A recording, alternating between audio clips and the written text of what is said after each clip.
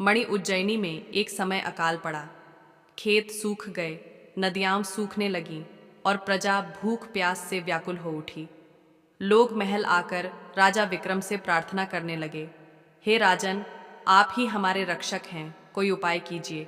राजा विक्रम ने निश्चय किया कि वे स्वयं इस संकट का समाधान खोजेंगे। तभी दरबार में एक वृद्ध साधु आया और बोला, राजन, हिमालय की गुफाओं में एक चमत्कारी मणि है। उस मणि की शक्ति से वर्षा हो सकती है और धरती पर अन्न उपज सकता है, लेकिन उस मणि की रक्षा एक भयानक मायावी प्रेत करता है। केवल सच्चा धर्मपालक ही उसे प्राप्त कर सकता है।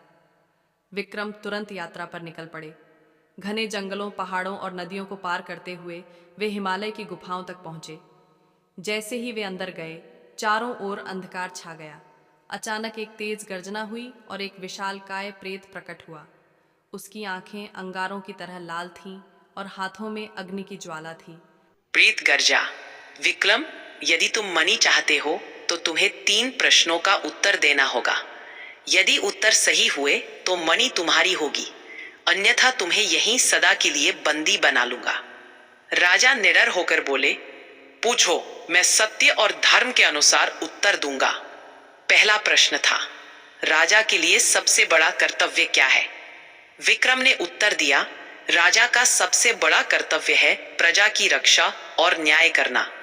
दूसरा प्रश्न था, मनुष्य का सबसे बड़ा शत्रु कौन है? विक्रम ने तुरंत कहा, उसका लोभ और अहंकार। तीसरा और अंतिम प्रश्न था, सच्चा बल किसे कहते हैं? विक्रम ने उत्तर दिया, धैर्य और सत्य पर डटे रहना ही सच्चा बल है।